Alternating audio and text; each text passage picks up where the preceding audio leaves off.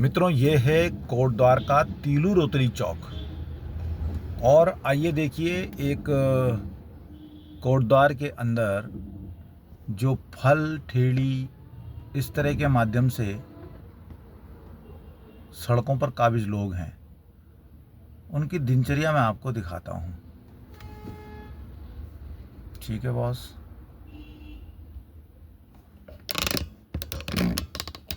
ये बैंक के सामने केनरा बैंक और उसके आगे कुकरेती मेडिकल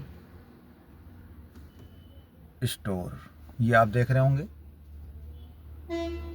ये अपने इस्लामिक बाने में इन्होंने रात को यहाँ पे ये माल की लदी हुई ठेली खड़ी करी थी और पोल के पास में इतना शांति। इस बात की तो मैं कोटद्वार के माहौल को, मैं पुलिस और प्रशासन इसकी बात नहीं कर रहा, इसका विषय मैं अलग बताऊंगा, लेकिन कोटद्वार के लोगों में कितना शांति, सौहार्द, भाईचारा और ईमानदारी है। और ये इसलिए है क्योंकि यहाँ पर अधिसंख्या गढ़वाल मूल के हिंदू हैं।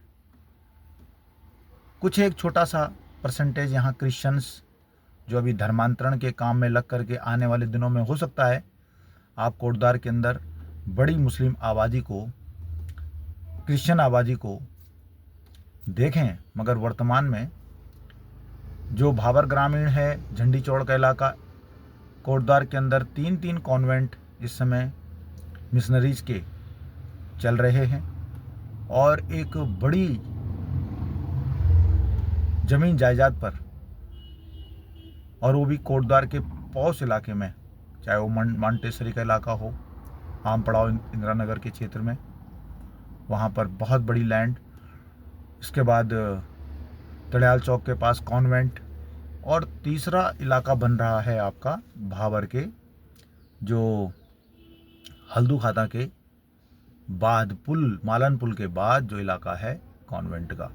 और इनकी गतिविधियां क्रिश्चियंस, नन्स और जो ये बिशप वगैरह हैं वो कोटद्वार के भाबर क्षेत्र में, झंडी चौड़, ये जहां हमारा समाज का आर्थिक रूप से कमज़ोर वर्ग वो निवास करता है, तो वहाँ पर इनकी गतिविधियाँ धर्मांतरण की ये रिपोर्टेड हो रही हैं।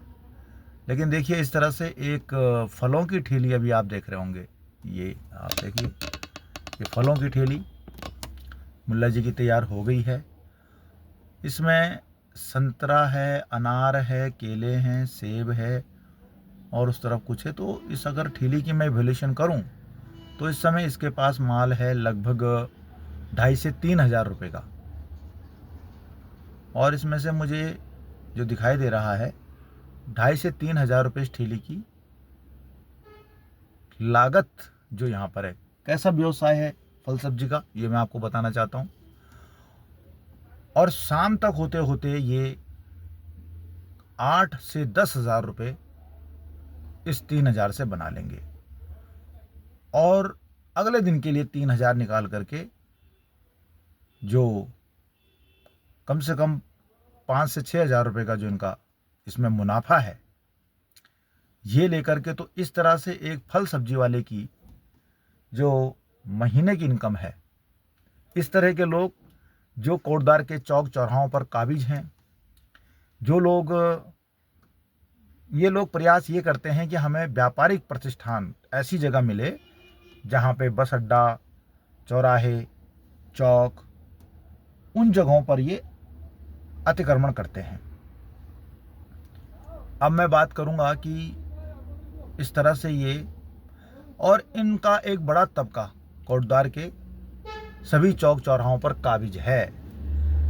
सभी ये जो मुस्लिम फल वेंडर हैं, मुल्ला जी टाइप, ये लोग हर जुम्मे को, वैसे तो 5 दफ़ा के नमाजी होते हैं, देखो बैल को देख करके वो दौड़ के आया है, मेहनत तो बहुत है काम में, कोई दो राय नहीं। अब उसने अपने फल की ठेली को सुरक्षित कर लिया है नंदी बाबा से। और कई बार ये लोग गौवंश के प्रति बहुत निर्दयी, एसिड तक फेंक देते हैं। अभी ये नंदी की मैं दुर्दशा आपको दिखा रहा हूँ कि देखिए, ये सड़कों पर है, इसको पीने के लिए पानी भी नहीं उपलब्ध होता। और अगर कोई निर्दयी लोग होते हैं तो एसिड तक इस गौवंश पर ये लोग गिरा देते हैं। तो हम लोगों ने, जो कोटद्वार के हिंदू जनमानस हैं, ये लोग अपने गौवंश के लिए कितने चिंतित और कितने जागरूक हैं, ये हम सबको सोचने की आवश्यकता है। तो मैं बात कर रहा था, तो इस तरह से 5 दफा के नमाजी लोग अपने मजहब के लिए बहुत कट्टरता, दूसरे मजहब के लिए कोई जगह नहीं है, काफिर वाजिबुल कत्ल, ये कट्टरता की पराकाष्ठा मोहम्मद सल्लल्लाहु अलैहि वसल्लम ने, जिन पर कुरान नाजिल हुआ था 7वीं ईस्वी में अरब के अंदर, मक्का मदीना के अंदर, आप देखते हैं अभी ये देखो अपना सिस्टम तैयार कर रहे हैं मुल्ला जी, ये अभी बैठने के लिए अपने कैरेट और ये सारी चीज़ें लेकर के। तो ये देखिए, आपको एक अर्थव्यवस्था कोटद्वार के अंदर, इस्लामिक अर्थव्यवस्था के बारे में बता रहा हूँ, ये आप जान लीजिए। ये कोटद्वार के अंदर की एक इस्लामिक आर्थिक अर्थव्यवस्था रन करने वाले एक कट्टरपंथी मदरसा ट्रेंड, भले ही ये अनपढ़ हो, लेकिन अपने मजहब के मामले में नो कॉम्प्रोमाइज विद एनीथिंग, चाहे वो कोटद्वार का पुलिस प्रशासन, राजनीति, कुछ भी हो, ये लोग उसमें कोई कॉम्प्रोमाइज नहीं करते हैं। ये सीखने की ज़रूरत है उन लोगों को जो अपने धर्म को बिना जाने हुए, बिना सनातन धर्म की गरिमा, सांस्कृतिक विरासत, गहनता का अध्ययन करे बगैर अपने धर्म पर कुछ भी कहते हैं या दूसरों से कुछ भी सुनते हैं। खैर, इनसे तो कुछ भी सीखने की आवश्यकता नहीं है, क्योंकि जिस तरह का ये वर्ग विशेष कोटद्वार में फल फूल रहा है, जुम्मे को यहाँ पर की जो मस्जिद है, मस्जिद यहाँ पर से हार्डली 100-150 मीटर की दूरी पर है, और सभी जितने भी कोटद्वार भर के अंदर में जो ये मोमिन हैं, मदरसा ट्रेंड लोग, ये जुम्मे की नमाज में अपने इमाम, जो मस्जिद के इमाम हैं, मौलवी साहब, वो हाफिज हो सकते हैं, वो जो भी होते हैं वो कुरान के क्वालिफाइड होते हैं, और इसके अलावा वो अपने दीन के प्रचारक भी होते हैं, वो अपने दीन का प्रचार करते हैं, और इसके अलावा वो अपने समाज को गाइड करने के लिए एक ड्राइविंग फोर्स भी तैयार करते हैं। तो हर जुम्मे को मस्जिद में जा कर के नमाज ही नहीं होती है, तकरीर होती है इमाम की, और वो अपने उन सभी मोमिनों को अवेयर करते हैं अपनी तकरीर के माध्यम से कि अभी समाज की स्थिति क्या है और इस्लामिक वर्ल्ड को किस दिशा में ले जाना है। जी हाँ, ये जुमे की नमाज की तकरीर, इसीलिए कोई भी मोमिन जुमे की नमाज को बाईपास नहीं कर सकता। जी हाँ, अभी देखिए कितना अच्छा माहौल है। अगर यही चीज़ नजियाबाद में होती तो ये चीज़ें गुम हो जाती, या बिजनौर में, या आप दिल्ली जैसे इलाकों में जहाँ बाहरी मतलब बड़ी आबादी मिक्स है, यहाँ देखिए आराम से मुल्ला जी अपना ठेली राम भरोसे, जी हाँ, यहाँ पर ये राम भरोसे रहते हैं, राम भरोसे छोड़ के फर्स्ट क्लास वो अपना मूवमेंट में लगा है, अपना सिस्टम तैयार कर रहा है, और कोई चिंता नहीं है। उसको पता है कि हिंदू लूट मार छीना झपटी इस सब चीज़ों से कोसों दूर है। दुर्भाग्य से जब 712 से इस्लाम भारत के अंदर दाखिल होता है मोहम्मद बिन कासिम के रूप में, तो इस्लाम का पदार्पण ही भारत में लूटपाट, हमला, आक्रांता, बलात्कार, हिंसा, मारकाट और कब्जा, इससे शुरू हुआ है। इतिहास गवाह है साहब, हम क्या बोल रहे हैं।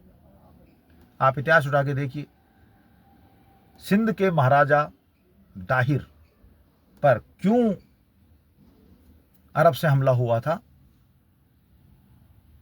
मोहम्मद बिन कासिम सिंध के राजा को किस निर्दयता से, छल से, धोखे से मार डालते हैं, और सिंध की हिंदू जनता का कत्लेआम, नरसंहार, बलात्कार, ये इतिहास के पन्नों में दर्ज है कि किस तरह से महाराजा दाहिर की दोनों पुत्रियों को मोहम्मद बिन कासिम अपने इसी प्रकार मस्जिद के जैसे इमाम होते हैं तो वो अपने खलीफा को भेंट करते हैं। इसके आगे की कहानी मैं आपको फिर कभी बताऊंगा, इतिहास के पन्नों के अंतर्गत मैं आपको बताऊंगा। मिशन सांस्कृतिक कोटद्वार अपने इतिहास को आप तक पहुंचाने के लिए भी कृत संकल्प है। तो मित्रों, ये फर्स्ट क्लास कांग्रेस के हाथ के नीचे ये वास्तव में ये बड़ा मज़ेदार सीन है। वाह क्या सीन है। तो ये फल फूल रहे हैं सुलेमान मियाँ, इनके मौलवी जी हैं। वो मौलवी जी जो इनको हर प्रकार का संरक्षण देते आए हैं, राजनीतिक, आर्थिक।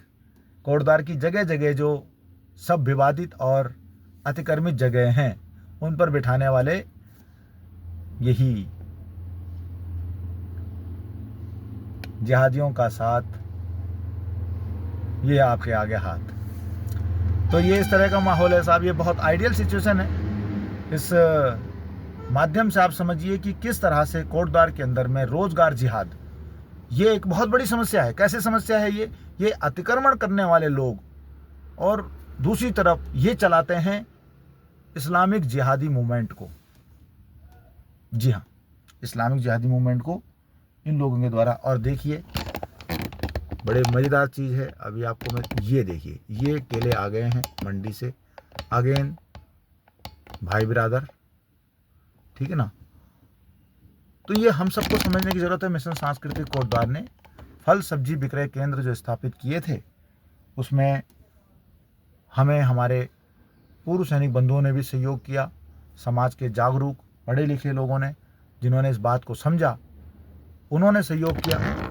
और ये एक बहुत बड़ा तबका, आप धीरे धीरे करके आप देखेंगे, नजेबाद, बिजनौर, धामपुर, मुरादाबाद, सहारनपुर, देवबंद, पश्चिम बंगाल, बिहार, यहाँ तक कि म्यांमार के रोहिंग्या, बांग्लादेशी तक अपने इस कोटद्वार गढ़वाल के माध्यम से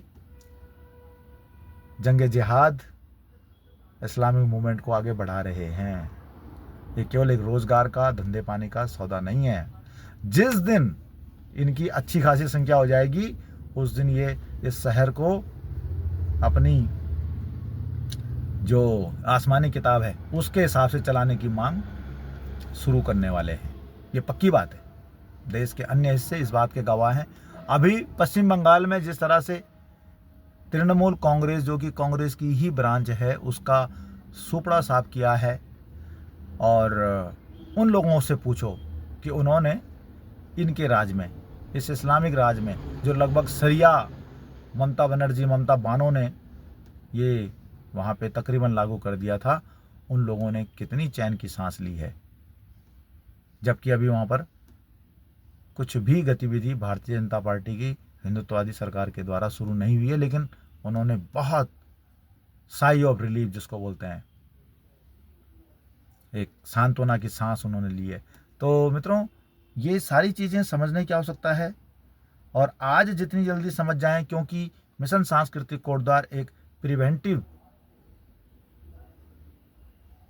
मेंटेनेंस, एक प्रिवेंटिव मेंटेनेंस के तौर पे काम कर रहा है। समय से पहले अपने लोगों को जगाना। जब आपकी गर्दन पर तलवार खड़ी कर दी जाए तो उसके बाद आप जागे, तो कहते हैं ना, सब कुछ गंवा के होश में आए तो क्या किया। मित्रों, इतिहास की गलतियों से, भूलों से और उन चुनौतियों से सबक लेते हुए हमें अपने आज को तय करना है।